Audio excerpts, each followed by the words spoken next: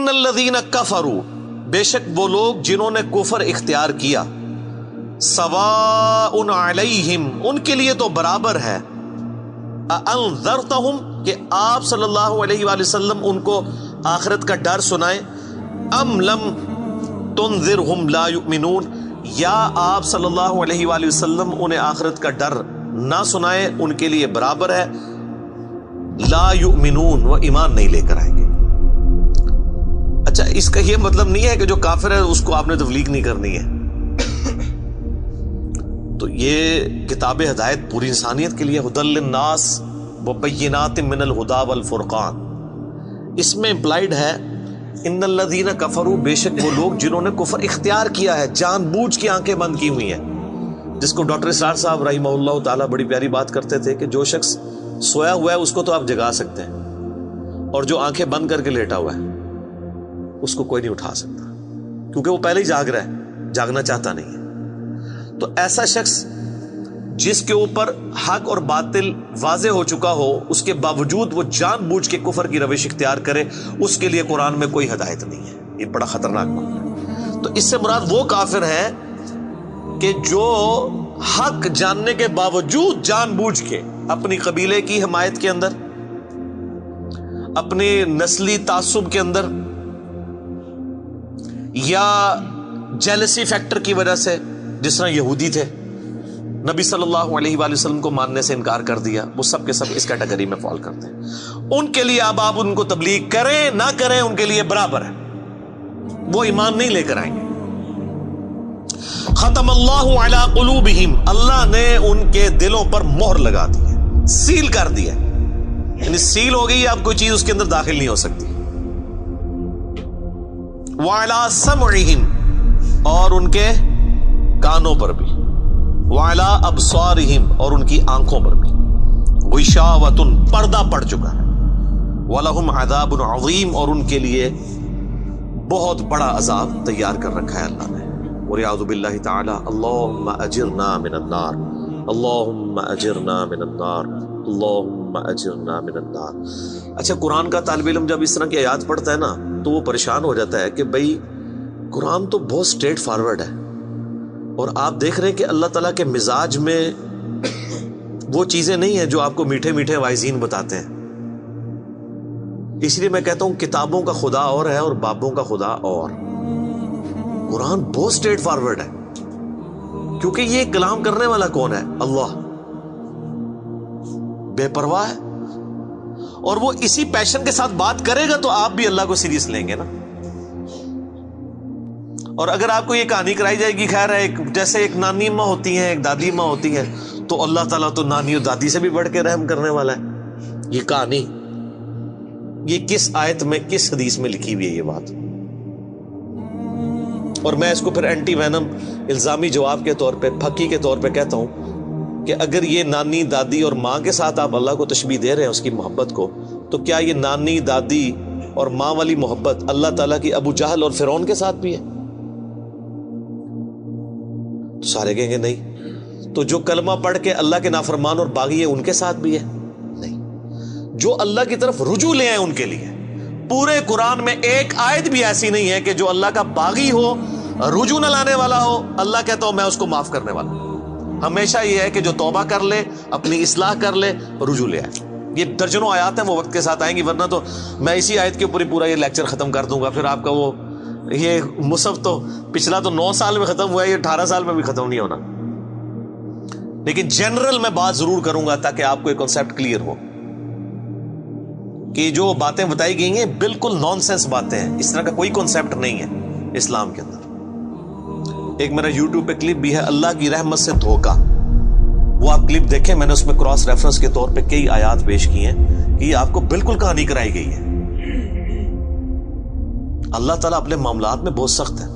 اچھا، اس کی وجہ سے بعض لوگوں کے دماغ میں یہ بھی آ جاتا ہے کہ یار اللہ تعالیٰ دیکھو مور لگا دیتا ہے، نعوذ باللہ اللہ تعالیٰ کی اپروچ بڑی کوئی فنیٹک والی ہے، نعوذ باللہ۔ ایسا نہیں ہے، یہ ان لوگوں کے لیے جو جان بوجھ کے حق سے اناد کرتے ہیں، تو پھر اللہ تعالیٰ کے غضب کا کوڑا ان پہ پڑتا ہے کہ یار ان کو بات سمجھ بھی آ گئی تھی، اس کے باوجود انہوں نے یہ کیا ہے، اب میں ان کو نہیں چھوڑوں گا، اب ان کے اندر ہدایت داخل بھی نہیں ہو سکے گی.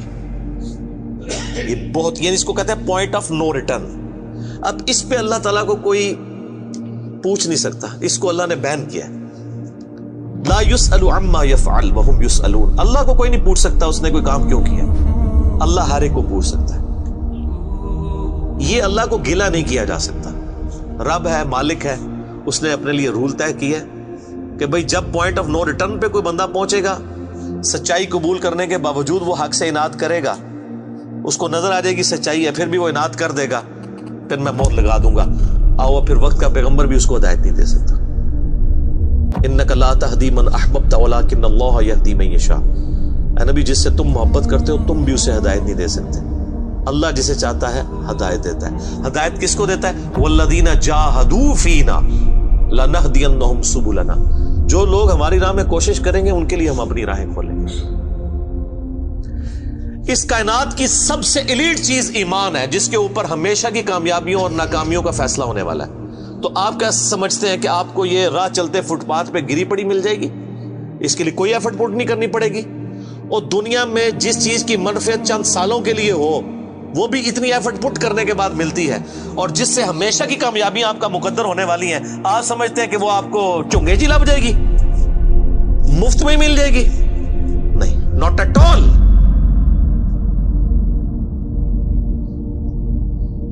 میری وائف نے جب پہلی دفعہ قرآن پڑھا نا شادی کے بعد، میں نے اس کو ایک قرآن کلاس ہوتی تھی رمضان شریف میں، تو میں نے کہا میں بچے وغیرہ میں دیکھوں گا، تم نہ صرف ایک دفعہ قرآن پڑھ لو تاکہ تمہیں پتہ چلے قرآن میں لکھا کیا ہوا ہے. قرآن آپ اکیلے بیٹھ کے تو ظاہر ہے اس طرح نہیں ہے، ایک ماحول ہوتا ہے، ایک ڈیکورم ہے، کلاس ہے، جس طرح یہاں لوگ بیٹھے. تو رمضان میں پورا قرآن اس نے مکمل کیا نا، تو میں نے اس سے پوچھا تم نے کیا یعنی اس سے حاصل کیا؟ اس نے کہا جی اللہ بہت سخت ہے، اور جس خدا کا تعارف ہمیں ہمارے ماں باپ اور یہ معاشرہ کرواتا ہے وہ خدا نہیں ہے جو قرآن میں ہے. اللہ تو اپنے معاملات میں بہت سخت ہے. یہ کتاب انذار ہے، تبشیر اور بشارت ان کے لیے جو بات مانتے ہیں. جو نہیں مانتے ہیں ان کے لیے عذاب کا کوڑا ہے یہ کتاب. کیونکہ اللہ ہے نا، یہ کائنات اس نے اس لیے بنائی ہے کہ آپ جانوروں کی طرح کھائیں پیئیں، اولاد پیدا کریں اور مر جائیں. انسان کو اس نے اپنے لیے پیدا کیا ہے، پوری کائنات انسان کے لیے اور انسان کو اپنے لیے. وما خلقت الجن والانس الا لیعبدون. اچھا یہ جو بات ہے نا ختم اللہ علی قلوبہم وعلی سمعہم وعلی ابصارہم، مہر لگا دی ان کے دلوں پر، کانوں پر، آنکھوں پر، پردہ ڈال دیا، اب عذاب ہی ان کو آئے گا. یہ آپ نے اگر بات سمجھنی ہے نا تو آپ پارہ نمبر 7 کے آخری صفحے پہ آ جائیں. سورۃ الانعام میں آیت نمبر ہے 110، 7ویں پارے کی آخری آیت. آپ کے یہ بلو والے قرآن میں 142 نمبر پیج کی آخری آیت 110 نمبر. وَنُقَلِّبُ أَفْئِدَتَهُمْ وَأَبْصَارُهُمْ، ہم پھیر دیتے ہیں ان کے دلوں کو اور ان کی آنکھوں کو، عقل اور ان کی آنکھوں کو، کہ وہ حق بات قبول نہ کریں. حق سے اللہ فرماتا ہے کہ میں ان کو حق سے اندھا کر دیتا ہوں. کما لم یؤمنوا به اول مرہ، جس طرح کہ انہوں نے بھی تو پہلی دفعہ جب ان کے اوپر حق کھلا تھا انہوں نے ایمان لانے سے روگردانی کی تھی نا، اب یہ چاہیں گے بھی نہ تو میں ان کو اسلام کی طرف نہیں آنے دوں. وَنَذَرُهُمْ فِي طُغْيَانِهِمْ يَعْمَهُونَ، اور میں ان کو چھوڑ دوں گا اپنی سرکشی میں بھٹکتے پھریں. وَلَوْ أَنَّنَا نَزَّلْنَا إِلَيْهِمُ الْمَلَائِكَةَ، اور اب اگر فرشتے بھی ان کے سامنے نازل ہوں، وَكَلَّمَهُمُ الْمَوْتَى، اور مردے قبروں سے نکل کے ان کے ساتھ بات کرنا شروع کر دیں. وَحَشَرْنَا عَلَيْهِمْ كُلَّ شَيْءٍ قُبُولًا، اور ہر چیز جن کا ان سے وعدہ کیا تھا ان کی آنکھوں کے سامنے آ جائے، قیامت بھی، عذاب بھی، سب کچھ بھی. مَا كَانُوا لِيُؤْمِنُوا، پھر بھی ایمان نہیں لے کے. یہ ہے سر کتابوں کا خدا. یہ نانی اماں، دادی اماں اور ماما نہیں ہے، یہ اللہ ہے. کتنی سختی ہے کہ فرشتے بھی. اب مجھے بتائیں کسی سے مردہ نکل کے قبر سے کہے کہ میری تو پھینٹی لگ گئی ہے، آپ کو تو پوری زندگی نیند نہیں آنی ہے، لیکن اللہ فرما رہا ہے پھر بھی ایمان نہیں لے کے آئیں گے. کر لو جو کر، یہ اللہ کہہ رہا ہے. آمین. الا ان یشاء اللہ، ہاں اگر اللہ ہی چاہے زبردستی کسی کو اس طریقے سے ہدایت دے تو وہ الگ بات ہے. ولیکن اکثرہم یجہلون، لیکن اکثر لوگ جہالت کا شکار ہیں، وہ اپنی وشفل تھنکنگز کے اندر، امانیہم جنہیں کہا گیا، وہ ان میں پھر رہے ہیں، پھرتے رہے۔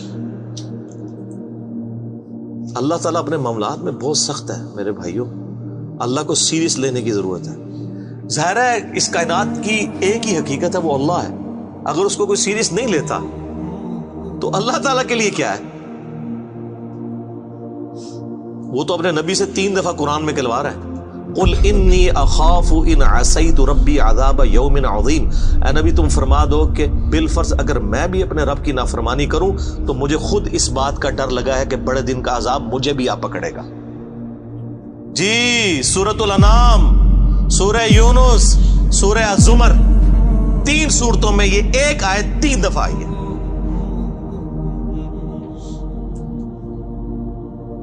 آپ مجھے بتائیں، جو آپ کو کہتے ہیں جناب ہم بخشوا لیں گے، ہم اپنے مریدوں کو لے جائیں گے، اور تو انہوں کھنگن نہیں دینا کسی نے ہوتے، تو یہ اس لیے کہ نہ انہوں نے خود قرآن پڑھا ہوا ہے اور نہ آپ کو پڑھنے دیں گے، ورنہ آپ کا دماغ کھل جائے گا۔ او جی گاڈ از آل لونگ، یہ کرسچنز نے بھی ایک دھوکہ دیا ہے نا، گاڈ از آل لونگ، تو میں نے ان کو بھی پھکی دی تھی کہ اگر گاڈ از آل لونگ ہے اور وہ آل لونگ کا کنسیپٹ صوفیاء کے ہاں ادھر مسلمانوں میں بھی داخل ہوا، وہ جی اللہ کو ہماری نمازیں چاہیے، اور سر اللہ نے کب کہا مجھے تمہاری نمازیں چاہیے؟ اللہ کہتا ہے تمہیں تمہارے لیے نمازیں چاہیے، اللہ کے لیے نہیں، اپنے لیے۔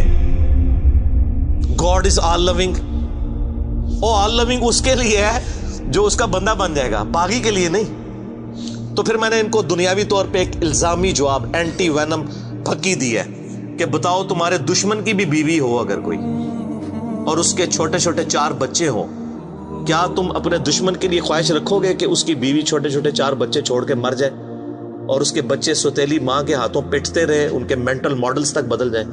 سارے کہیں گے نہیں نہیں جی، کیوں نہیں؟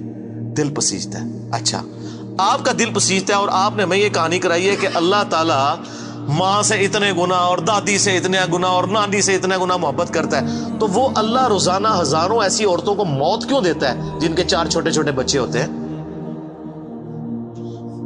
اس پہ ساروں کی زبانیں گنگ ہو جاتی ہیں۔ اگر وہ آل لونگ ہے کیوں موت دیتا ہے؟ آپ تو اپنے دشمن کی بیوی کو بھی موت نہ دیں، وہ روزانہ ہزاروں ایسی ماؤں کو موت کیوں دیتا ہے جن کے چھوٹے چھوٹے بچے ہوتے ہیں؟ اس کا مطلب ہے آپ نے جو احساسات ڈیولپ کیے ہوئے ہیں کہ اللہ اپنے بندوں کے ساتھ یہ کرتا ہے، وہ نہیں ہے۔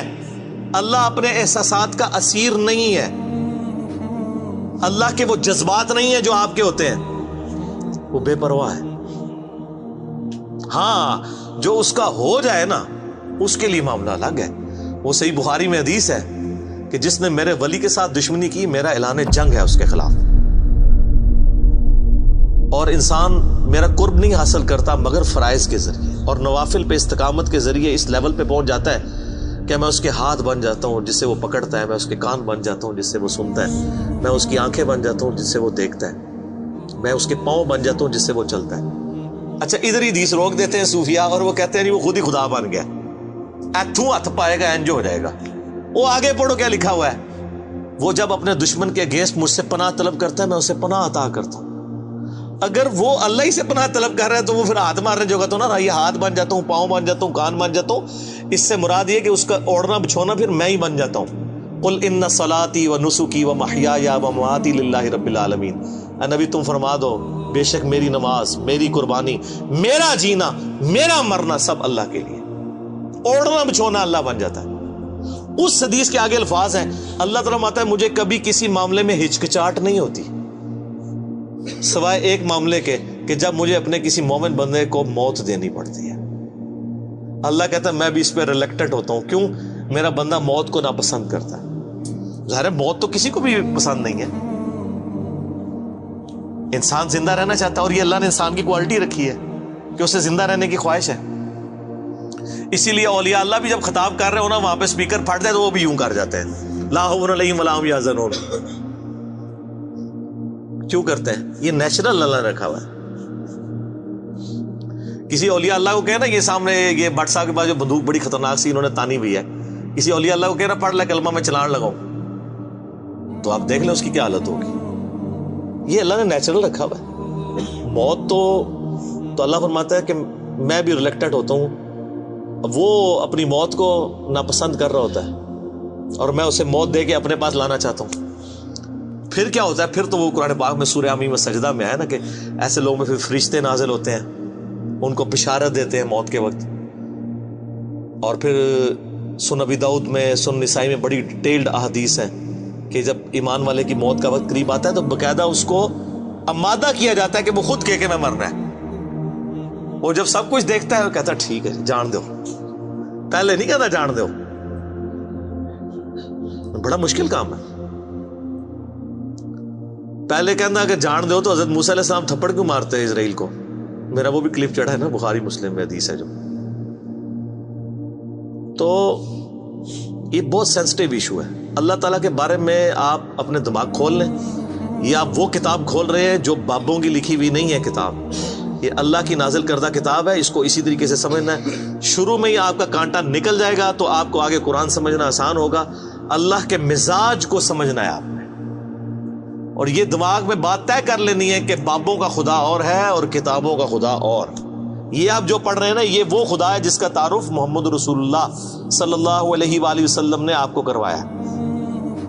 یہ وہ خدا ہے جس کا تعارف پیغمبروں نے کروایا، اور پیغمبروں نے ان کتابوں کے ذریعے کروایا جو اللہ نے ان پہ نازل کی تھی. یہ مولانا روم کی مثنوی شریف والا خدا نہیں ہے، یہ قرآن شریف والا خدا ہے.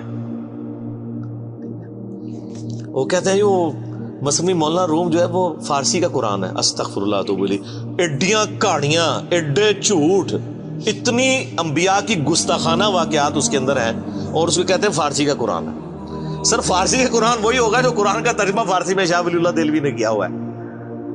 باقی وہ کہانیاں لکھتا رہے، وہ قرآن نہیں بنتا. تو یہ ساری میں نے گفتگو شروع میں ہی کانٹا نکال دیا.